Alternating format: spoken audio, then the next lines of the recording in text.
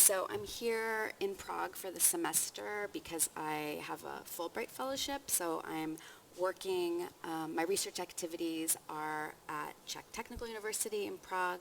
I'm working with Matej Hoffman in his lab, and after I'm done talking about my research, if anyone has questions about Fulbright, I can also talk about that.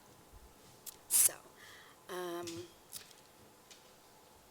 one definition of embodied cognition is that learning and development happen as a result of acting on and in an environment. And this idea is at least 100 years old, ever since Piaget made sensory motor behaviors the foundation of his theory of cognitive development. And so ever since then, cognition and action have been theoretically linked. But one thing about the way that cognition and action are together is that it's not just a way to see rich behavior. So we can see that action involves cognition. It involves figuring out how to solve problems, how to navigate obstacles in your path, how to make means ends, problem solving kind of decisions.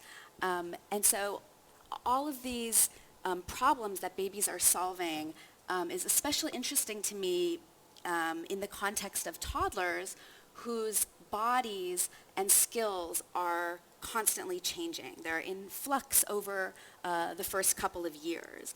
And so my research program is driven by this question, how do infants develop this ability to coordinate their bodies in such a way while simultaneously acquiring these other developmental milestones? So how does having this body that's continually changing, changing skills, changing environments, changing expertise, how does all of that fall together to shape the developmental trajectory?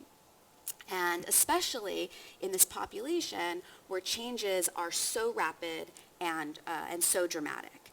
And so I ask these questions by examining how these different domains of development interact with each other. How do cognition and action interact to influence development, to shape development, and to place limits on development?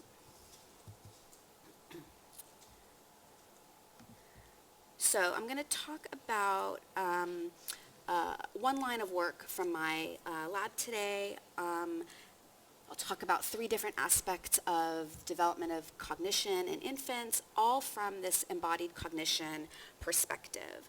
And on an embodied cognitive load account, physically executing effortful, complicated body movements can impose a cognitive load.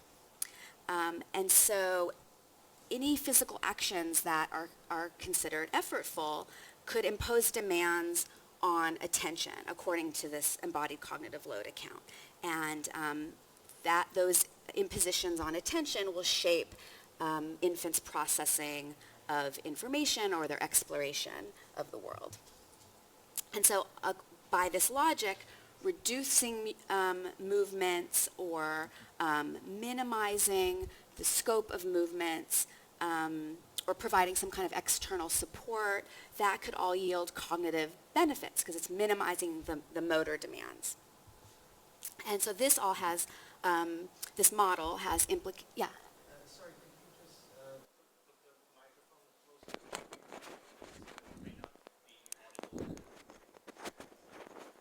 Okay.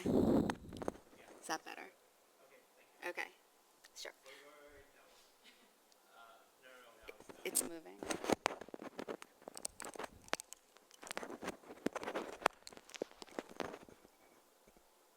Hello? No. Okay, so maybe just if I just speak loudly. Okay, I'll speak as loud. I'll hold it right here. I'll stand like this and gesture with this hand. Okay.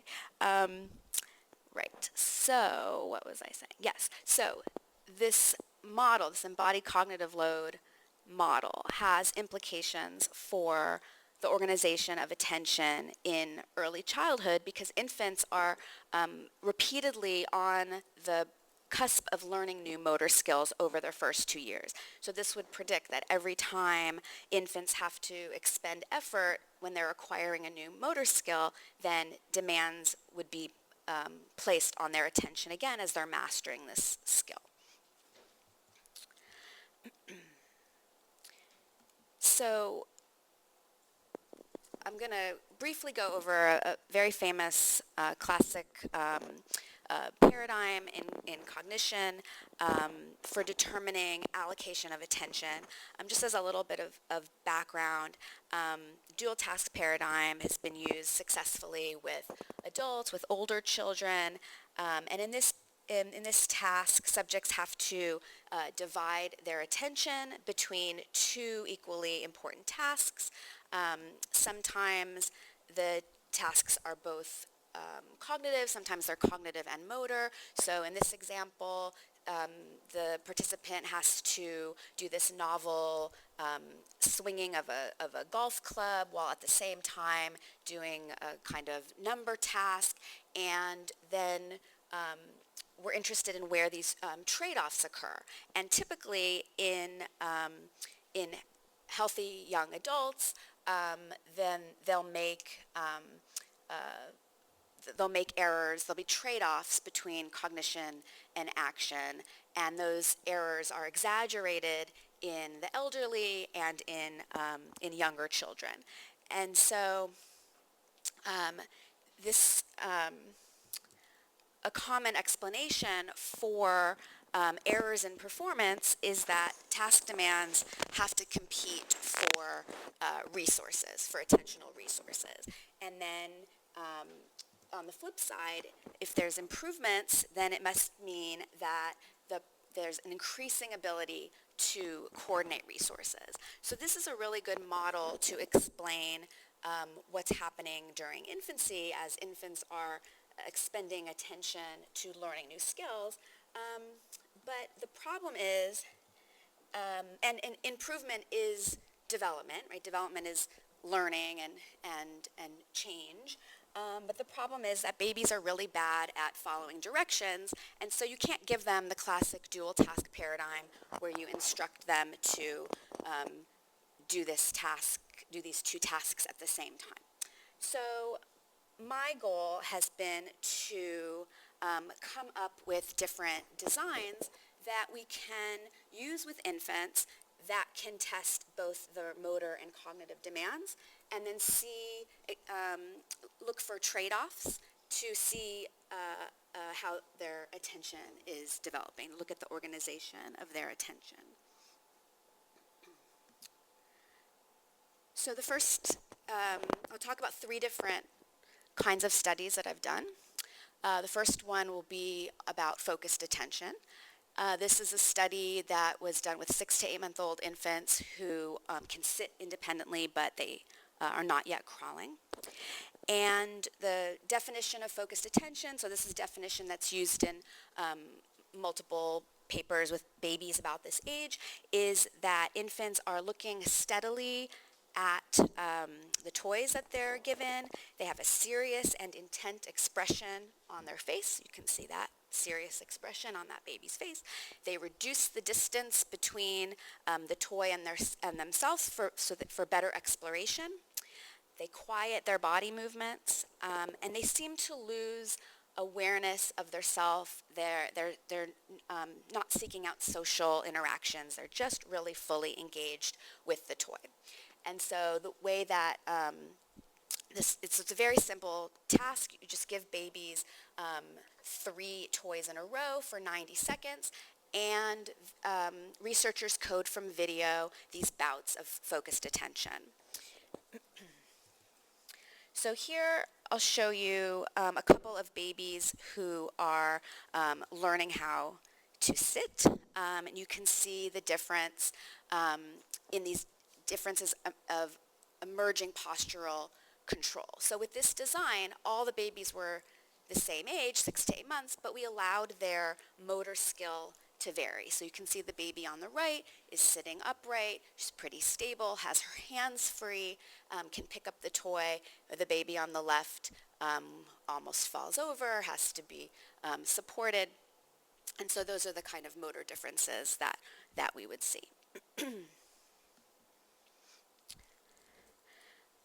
So with this study, focused attention measures, so how long they spent in focused attention, how many bouts, so all these different ways that you can measure focused attention, they were negatively correlated with infant sitting experience. So infants with more sitting experience spent less time in focused attention. This might seem counterintuitive at first. You might think, well, if they were better at sitters, wouldn't they be able to pay more attention? But actually, what's happening is that their sitting experience facilitated their information processing. And so the babies with more sitting experience, who were more expert sitters, were better at exploring and engaging with the toys than the babies with less sitting experience. So that led to the question of why, because it's possible that it could just be that the babies who were better sitters or just better at everything, they're faster regardless of how they're studied. So we looked at a subset of babies, we looked closer at their behaviors, and we had them wear a head-mounted eye tracker while they were exploring their toys. And so this head-mounted eye tracker, you can see the baby has a cap. There's two cameras on the cap. One films their eye, and the other is outward and films the scene. And then you can see the little crosshairs that move around the inset video, and that indicates where the baby is looking. And so what we found is when we look really carefully at these more nuanced behaviors, so where babies were looking, where they were touching, it turns out that the key to exploration was the ability to rapidly shift their visual attention. So it's not just that they were better at everything, but having more expertise as a sitter, we could see this cognition action trade-off. So they didn't have to spend as much attention on the motor aspects of the task, and they could focus more on efficiently shifting to the relevant information about the toys. Okay, so I'll talk about the next study that we did. So we wanted to better understand this aspect of problem solving, of babies focusing on the task. Where do they look? How do they move their bodies in order to efficiently solve a problem? So to further explore this idea of an embodied cognition approach to problem solving, we designed this reaching task. You can see in the picture, the baby sits on a kind of pillow, a cushion, to kind of destabilize their posture a little bit, make the motor demands a little bit challenging. And there's a reaching board, and they have to track the location of the object. So they're just reaching as the experimenter is hiding the toy in these different locations. And again, a group of 6 to 8 month old sitters who are not yet crawling. Again, they're wearing the eye tracker so we can see where they are attending during the task. But there's one key difference with this sample, and that is we had a comparison group of infants who were born premature, and we compared them to infants born full term. So I'll just say a little bit about these premature babies. We focus on a very particular gestational age of moderate to late term premature. So these are not there's another category of very or extreme premature, so it was not those babies. Most babies, about 80% of infants born preterm, fall in this category. So it's about 32 to 37 weeks gestation. And the interesting thing about this group is that they lack the high incidence of medical or neurological problems that very premature babies can show when they're born, but they often show later attentional and learning problems once they get to like school age. But there aren't really early indicators, and so we like to say they often fall through the cracks, meaning they're not really eligible for early intervention, at least in the States, based on the current criteria. And so my colleagues and I wanted to know if we could detect early differences in this kind of problem-solving task that might be indicators of these later problematic outcomes.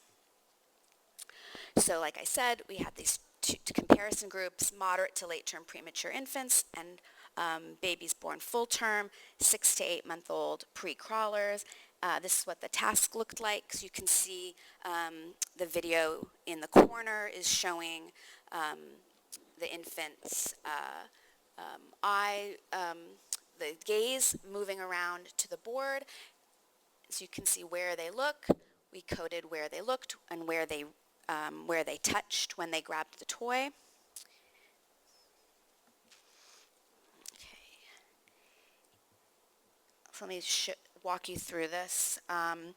So the blue bars are representing the full-term babies, and the green are the premature babies, and the light colors, the light blue and light green, is a measure of reaching.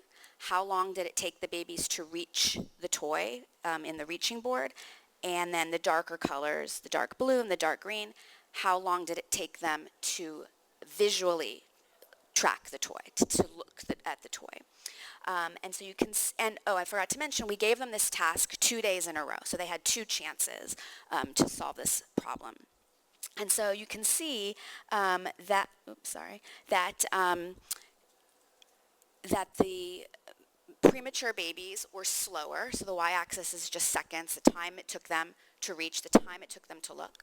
So the premature babies were slower, and they were still slower, even with practice, having done the task already, and with a night's sleep. And so I'm not going to talk about sleep and learning today, but that's a whole other line of work that I do. And often a night of sleep will help babies consolidate new information. And so, but it did not help the premature babies here.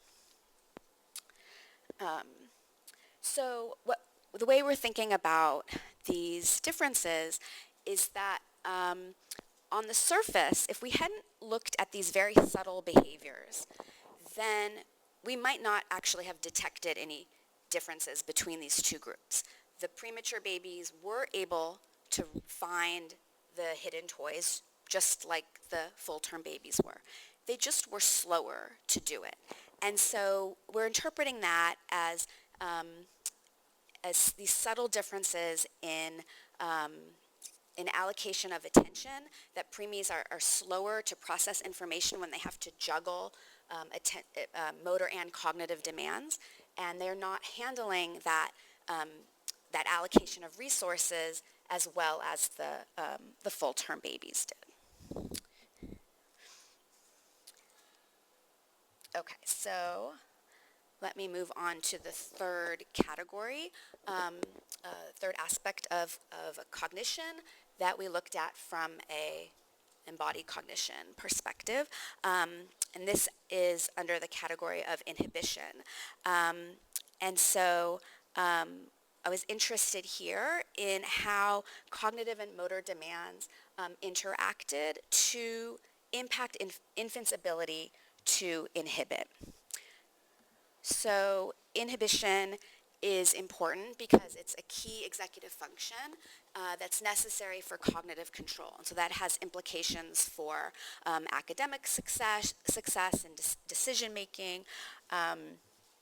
And it's been shown repeatedly and in lots of different contexts in the adult literature that inhibition is attentionally taxing, so it uses attention to be able to inhibit.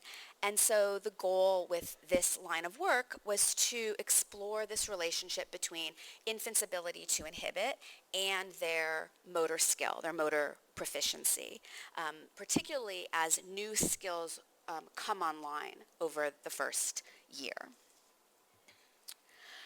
Okay, so I'm going to talk about, very briefly, a classic developmental task that has been used to study inhibition in infants. So this is the Piagetian A not B manual search task. I'm going to go quickly over it, but if you have questions about it, I can elaborate. But basically, the structure is that a researcher will hide a toy under one location, that's location A, and babies can find it, and then they can hide it repeatedly, and then they move the location to location B, and the baby is encouraged to find this hidden toy. And babies who are under a year old find this really hard. They can't inhibit reaching back to the original location. Even though there's not a trick, everything's in full view, they see where the toy is hidden, they see the lump underneath the cloth. It's not a deception task. And there are lots and lots of competing theories as to why this is. So the findings are robust. If we do the study, we carry out the task just like shown in the video, we'll get the same results. It's a very robust finding. But there's a lot of disagreement about why babies have trouble inhibiting. Why do they perseverate on the task? And so I had this argument, I argue, that it's possibly because of this artificial distinction amongst the different competing theories that separates a cognitive account, a motor account, different explanations for why babies perseverate, why they have trouble inhibiting. And in my view, in the embodied cognition account, it's an artificial way of carving up development. And so to address this problem, I designed this series of tasks that I'll talk about now, where I did a version of the A not B, but it was a locomotor A not B task. And so instead of babies sitting and reaching, they have to make their way across the room and navigate a path to get to a goal at the other end. The goal is always the caregiver. And it's a within subjects design. So all the babies get a low demand control condition, which I'll show you here. So they just walk along flat ground. There's no obstacle. There's mom waiting for them, get a big hug, and we do it a whole bunch of times. We build up that propensity to side A. Then I just showed you that one clip to A, to the one trial to A, but then we switch sides and mom moves, put the baby back at the beginning. What path do they take? So this was an easy task. There's nothing hidden, no memory demands, and you could see the baby could take the direct path to mom. So that's the low demand control condition. So I've done a whole bunch of different versions comparing different high demand difficult conditions. So a version where the babies are walking on or crawling on flat ground and it's just an indirect path, so they can't get to the goal directly, or a version where they have to come down a set of stairs and mom is waiting at the bottom, or they have to figure out how to crawl through a tunnel to get to the goal at the other end. And so they're all structured the same way. So the goal starts at location A. The baby starts where the baby faces are. That's the starting location. We have several trials where they make their way over to A. And then the caregiver gets up and moves and is located at B. And then the question is, which path will the baby take? So all of the infants in this series of studies are 13-month-old crawlers and walkers. So again, it's age matched, hold age constant, let motor skill vary. And this gives us a naturally occurring comparison of novices versus experts. So if you're 13 months and you're still crawling, you've been doing it for a long time, you're an expert crawler, and the hypothesis is that that would be a low motor demand task compared to 13-month-old walkers who probably don't have very much experience, maybe only about a month or so, maybe less. And so in a walking posture, this would be a high demand task. Okay, so this, I'm going to show you what that task looks like, just the quick version of the tunnel task. So this is an A trial. The baby has to figure out how to get to the end. The caregiver is waiting there with toys, with snacks, with whatever the baby wants. And we do that a bunch of times. And then the caregiver moves to the B location. You can see the baby sees the caregiver through the tunnel, changes posture, explores. We code all of that behavior, but then still cannot inhibit. The babies perseverate and take the old path back to A. And then eventually they detour around and get to the caregiver at B. Okay, so we didn't just code a right or wrong answer, a yes or a no answer. Did they get to the correct location or not? We coded a whole extent of a range of perseverative behaviors.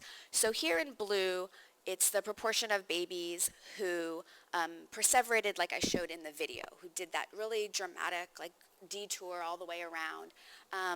And in the low demand condition, you can see the babies almost never perseverated. But in the different difficult versions of the task, they were more likely to make that detour error. We also coded shifts in direction, so a kind of a partial perseveration, like if they started to go down the wrong path and corrected themselves and then went to B, so that's in green, and we coded looks to the old location, so maybe it wasn't a big overt behavior, but they were drawn to the old location and then ended up going to the B location. Okay, so just a quick kind of comment about why the tunnel task seems to be the most difficult of all these versions, because on the surface it's kind of like, well, all the babies have to do is crawl through, and crawling's pretty easy. But there's kind of I called it a double dose of inhibition, where the walkers, when they are faced with this tunnel and they have to fit their body inside, it's kind of like an extra dose of inhibition that we're asking them to do. So about 2/3 of the babies struggled to fit their bodies into the tunnel. So sometimes they might crawl in, but have trouble staying in that crawling posture and would pop back up and walk, even if it meant like dragging their little heads along the roof of the tunnel. Or sometimes they just couldn't make that switch at all at the beginning, and so they would just try to walk in, and they couldn't judge the match between their body and the tunnel, so they might hit their heads upon entering. So we are interested in all of these kinds of exploratory behaviors and postural changes, and it gives us information about why this task is so hard for walkers. So I will wrap up, I think, and just kind of sum up with some implications of the embodied cognition approach for different important aspects of development. So the embodied cognition approach has implications for developmental mechanisms. So we saw over and over again that infants who could use a motor skill to reach a goal or to achieve a goal, who were better at coming up with alternative strategies, or coordinating their plans or keeping solutions in mind, right? Keeping crawling in mind rather than popping up to walk. If they could use that old experience skill, they were better at those kinds of cognitive demands than infants who had to use a new inexperienced skill. And so this shows that skill and proficiency are really powerful explanatory variables for development, much more powerful and explanatory and meaningful than just age, than just time passing. And so the extent to which attentional resources have to be devoted to the task is linked to infants' proficiency and at the skill that is required to meet that demand. And so that's why we see these fluctuations. Infants' abilities are constantly fluctuating as their skills are changing, as they're acquiring new skills across different domains. And so that means that how we define a task, whether we can claim that a task is difficult or not, is also going to change given infants' abilities. So I think that this approach also has implications for how we understand the organization of attention in infancy. Once infants' abilities are stable, once they attain some stability in a new posture, so once they become stable sitters or stable crawlers, then their focus on their body can diminish. It doesn't require this constant vigilance in order to keep balance. And so that then frees up attention so that they can devote to another area. And so experts can employ these strategies to minimize motor demands, or they have the resources to come up with alternative strategies, or maybe the motor demands are just automatized, and so they can attend to other things. And so this frees up those resources, and they're more likely to solve the problem or inhibit the behavior. And then the last point I wanted to make is that this approach has implications for thinking about the nature of development. How do we characterize development itself? So these studies have shown that cognitive ability is not just an all or none thing. It's not like a switch that one day the baby can inhibit. These skills are constantly fluctuating and gradually being acquired. That it's showing that the nature of development is gradual and graded, and we can only see that really with this precise coding of these very subtle behaviors. So using the focused attention task as it was originally designed, or the A not B task as it was originally designed, misses all of the complexity of how these skills interact with each other. But looking at these nuanced behaviors, these subtle behaviors, we can see this gradual nature of development. Okay, so I think that's where I'm gonna end. Thank you for listening. Thank you to my collaborators. Questions, let me know.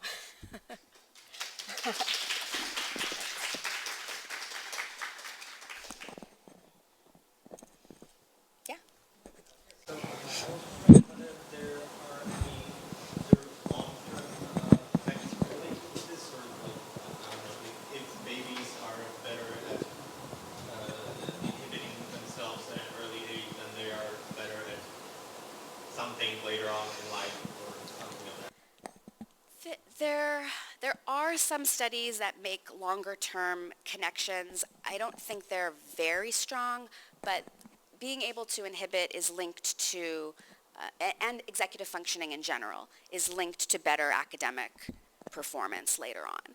Because in Western schools, those skills are highly valued. The teacher wants you to be able to inhibit and sit quietly and raise your hand if you want something, and so those are the kind of skills that help children succeed in that context. Yeah. Yeah. Thank you.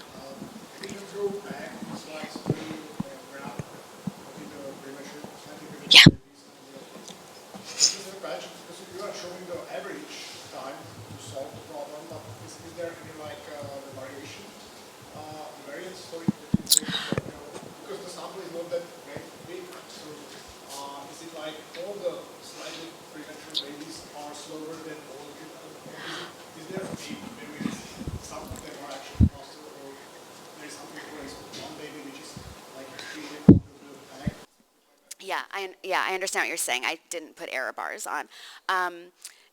You're correct that not every premature baby is slower than every full-term baby, but but it's not being driven by outliers. So in general, the preemies are slower. I wouldn't say it's 100%, but yeah. Is it like that maybe the variance between the premature babies is bigger than, I don't know, I'm asking what Yeah. and between the sort of non-premature babies? Or, I mean, if there are differences in the invitation, meaning that actually the group is more diverse in the head, some of them may be suffering from some damage, some of them may be not from the premature babies. Right.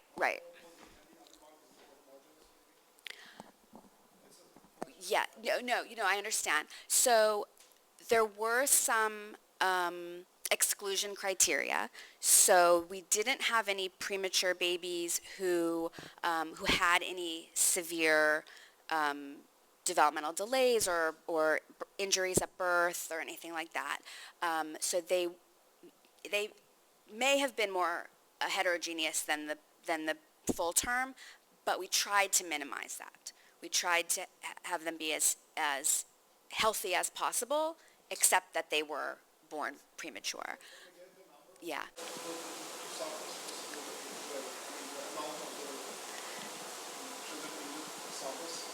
Oh, the numbers. Yes, we had fewer. Yeah, we only had 27 premature. That should say FT full term. We only had 27 premature and 44 full term. Yeah. Why is it that on the second day they learn to slower? That's intriguing.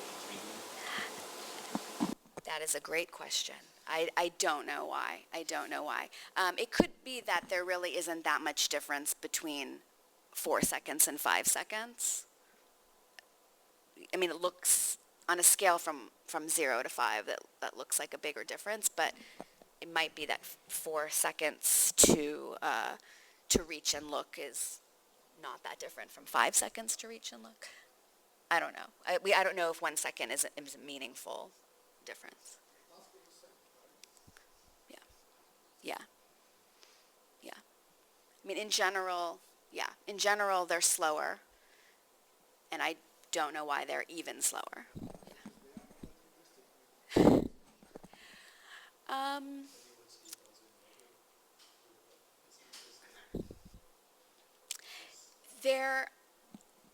I wouldn't call it interest because babies who completed the task are represented here in this graph.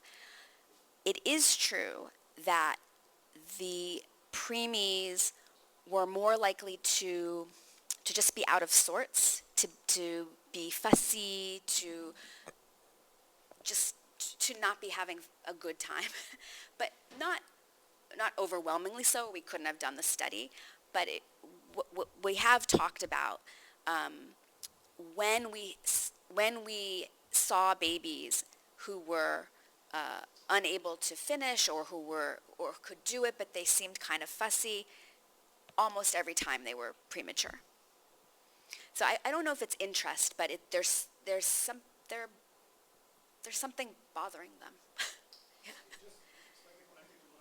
Yeah.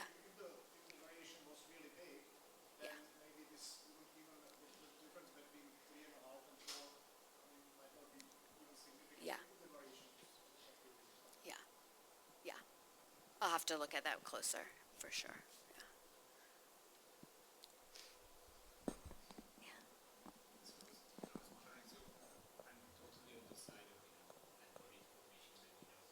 Communities like these kind of, they are immersed in a sensory motor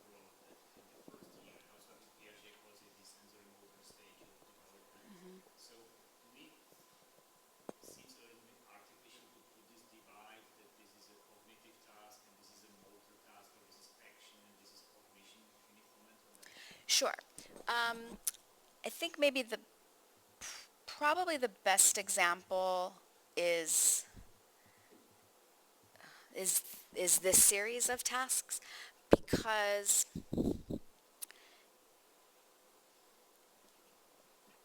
the constant from one of these versions to the next is inhibit what you've been doing and do something new. And what we vary are the features of the task, whether the babies are crawling and walking, and all of these other, what we would think of as motor aspects, predict whether they can do the inhibition piece. Can you really, separate it out? Is this really like this A or B, that mom is here or there? Or is there always like a rich sensory motor context? I tried this path, there was mom, I'm learning some associations, so I'm going to continue doing that. And it seems a bit artificial to me that you put this A and B, maybe it doesn't work like that in the baby brain. I don't know. Right, so you're saying, like on the B trial, they could just go to A because it's familiar or something, Right. yeah. Basically, some associative mechanism reinforced that. I tried the path and there was mom, and that's where I'm stuck. Right. I guess I have a couple of answers. I think one is that if that was true, I think we should see it no matter what. Like it seemed like, and it really only happens, like the perseveration happens when their babies are novices, or the task itself is really hard. But they don't do that when the task is easy. And why not? Like it's easy. They've already gone there a bunch of times, and so why not just keep going there? But they don't. They're very able to go to B when they don't have these other motor demands placed on them. And I've also looked at it trial by trial, because remember they have, I just showed for time, I just showed one A trial, but they get 5 A trials and then they switch. And I would expect that if they were just exploring or just figuring out what the task was or something, that it might be more random on the first trial, because they haven't done anything yet. I put them down at the start and they've got 2 paths that are clearly marked. You might think that it just might be 50-50, or maybe like slightly biased where the mom is, but they almost never go to B. There's some noise. There are some babies who start looking, exploring around the room. But overwhelmingly, on that first trial, they go down that path, and then they keep going down the path. There's just very little noise on the A trials, and so then B comes and some, and then when there's motor demands placed on them, then they don't switch.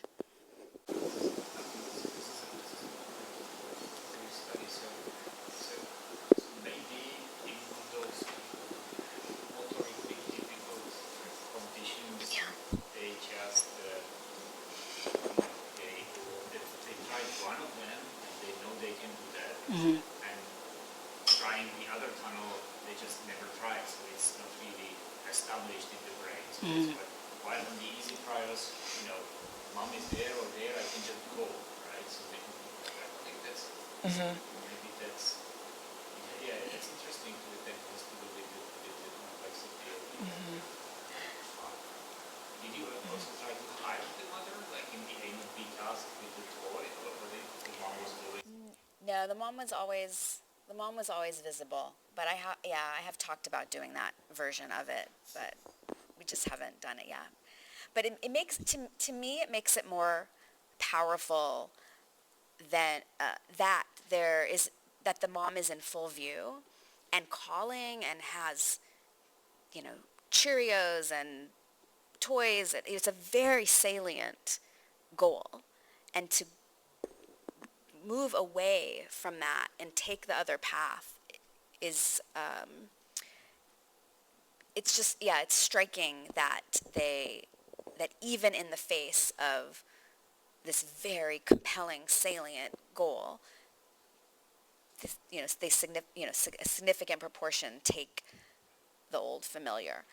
If what you're saying is true, or that there's something about that first path that was compelling, it was successful, it worked for them before, I guess we'd have to weigh success, familiarity with mom and all the toys and everything at the new path. We'd have to think about the strength of each of those sides. Is that really, are those equal goals, I guess? Yes. When they did the retrial, and for example went to path A or B, did you try to do it again? Like if they went with the retrial and do the retrial again, did the answer change, or did they go to B after they failed at A? That's a really good question. We did not do that systematically. I don't have a good answer for that. Like, we did think of that. Like, how many times would we have to present them with this path before they would take it correctly? We just didn't do like a formal study of it. We kind of played around, and sometimes we did it, but I don't really have like a good answer of what happens. I don't think it's a strong enough a bias towards A that it would take a lot of times before they figured it out.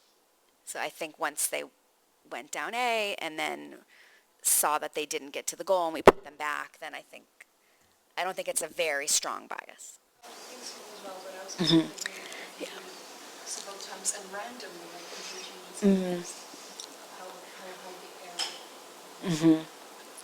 That's kind of necessary.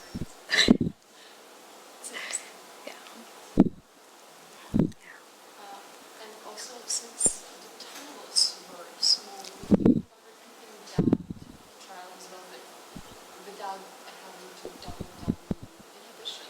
But when the walkers had to crawl to go through tunnels, when you think about repeating the same thing later on in research, the tunnels that they would be able to walk in? I see what you mean. We thought of doing the opposite, actually. We have another tunnel that's smaller to make it even harder to see if we could to make them like really fail. But again, we haven't like we're brainstorming like the way that you're brainstorming, like thinking of all the different ways to do it, and we haven't done many of them like formally yet. I do have a whole other line of work where we teach babies who can't figure out the tunnel how to do it, and we have like a very structured training, fixed number of demonstrations, and that's all related to the sleep work. The babies who nap afterwards learn how to solve this problem more easily than babies who don't, etc. But it is hard.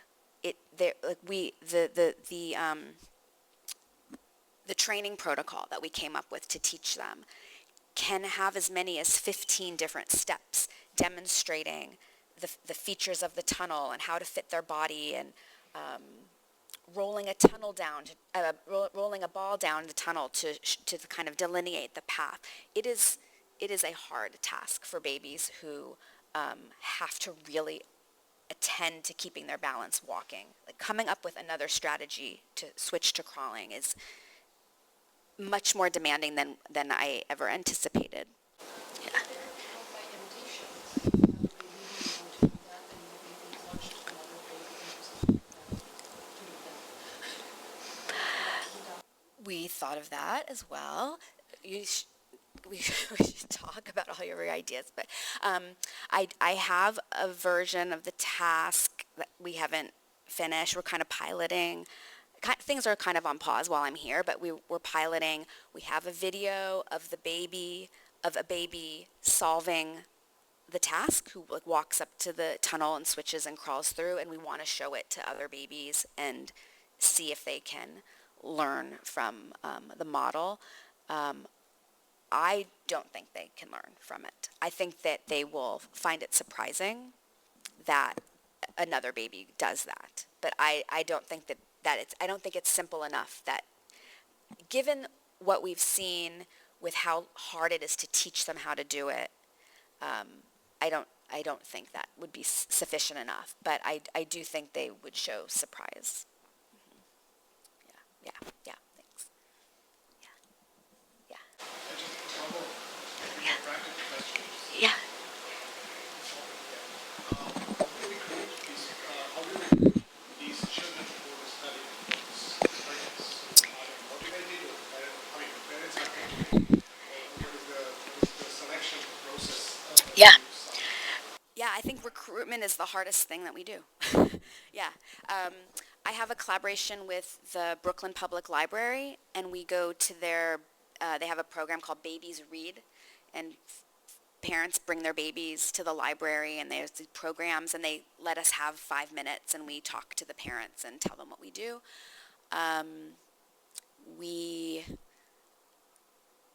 What else do we do? We go to street fairs and festivals. We have a booth, and we set up a booth, and we try to talk to parents about what we do. The parents who come are motivated. They seem to find it interesting, and it's a fun activity to do with the baby. We pay them. That helps. And we give them gift cards. But yeah, I think that finding finding babies is absolutely the hardest thing that we do. Just I'm going to ask how much you pay them. Exactly. Yeah. Because there might be the hypothesis that these children are somehow pre-selected. No. Because theoretically, the parent is more concerned with some issue. That is why he's more willing to participate in a program like that, or kind of researching. Otherwise, some kind of more so worried parent might find this more bothersome little than. Yeah, we do a whole intake with the parents, a whole interview, and ask them questions about the baby's history, and even things like how they spend their day, and it doesn't seem to be a factor that comes up. It's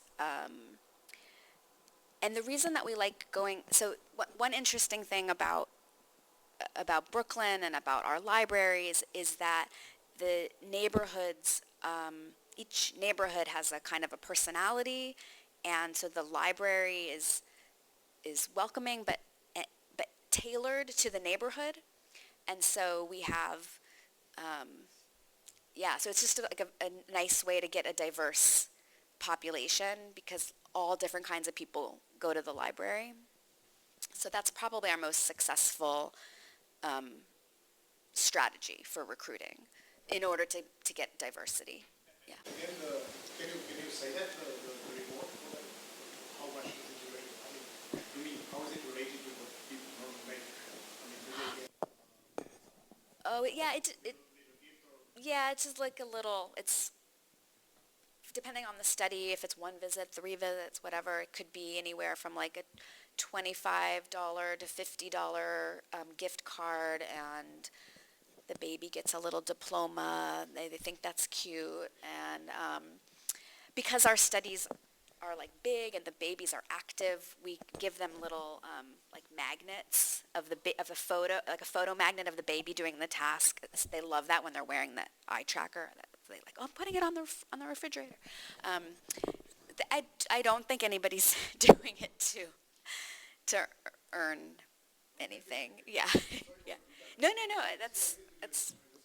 it's a real, no, I mean, we think about how to get babies all the time. Yeah. It's also practical if somebody. Yeah, absolutely. Yeah, absolutely. Can I speak? Yes, please. For a second? Yeah. We had like this observation of studies in Zurich, and there it was the context of preterm infants, right? And yes, there were like these concerned families who their motivation was they were concerned about the baby, but most of the participants were like these highly educated people who had like in one project PhD rate of PhD was like 60% of all participants had a PhD. So I think many of them were more like out of curiosity, or they were already in this academic Yeah. system, they were already familiar with it. So I think a lot of times it can also be like curiosity or familiarity with the research setting to participate or give back to the. Yeah, or they understand the value of science and they want to participate, yeah. Yeah. Especially the tough cases, parents were also really interested in just the results of this MRIs, and of course the MRIs as well. Yeah. Okay, may I again? What you are saying actually would mean that you have to, you might have even, if you are talking about this particular case of the slightly premature and regularly born babies, then you actually might even have a few different motivational samples. Like one group might be the PhD people who are not having any worries about their children but are interested in the research. And they are actually highly talented people because they have PhDs. Some coming with them. It's true. They are academically more experienced. So, and then you have another group, which is the slightly prevention group, where the parents are motivated by the boring. So this is Yeah. so you actually might have to, if you did a graduate or something, so you probably check for that, but from what you say, you might actually have two groups which are selected in a different way, and then the results might come slightly from. We use one particular survey. It's called the AHEMD, AHEMD. I don't remember exactly what everything stands for, but it's like an evaluation of the home environment that parents fill out. So how many books, how many toys, that kind of thing. It's really long, and parents hate filling it out because it's very detailed. And at least on that measure, in this particular study, we didn't really see any differences between those groups. We do the Bailey, which is a assessment, like motor assessment. And even with the preemies, we don't get we don't get differences in scores. But yeah, I do take your point that there could, anytime you're creating groups, there could be something underlying why they're assigned to one group or the other. But we did try to kind of check for different differences.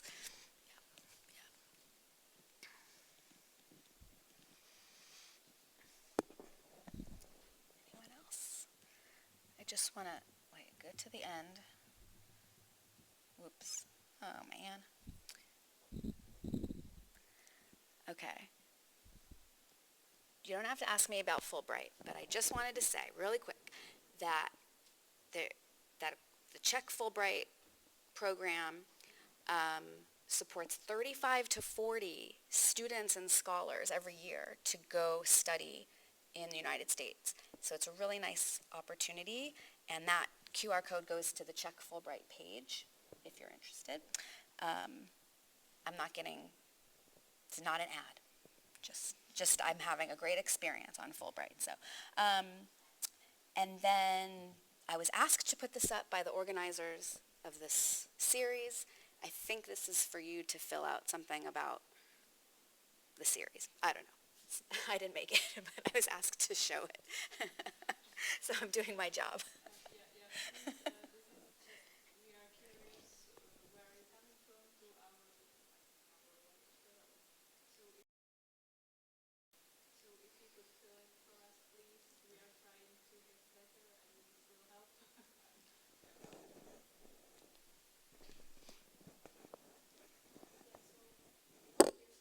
Thank you.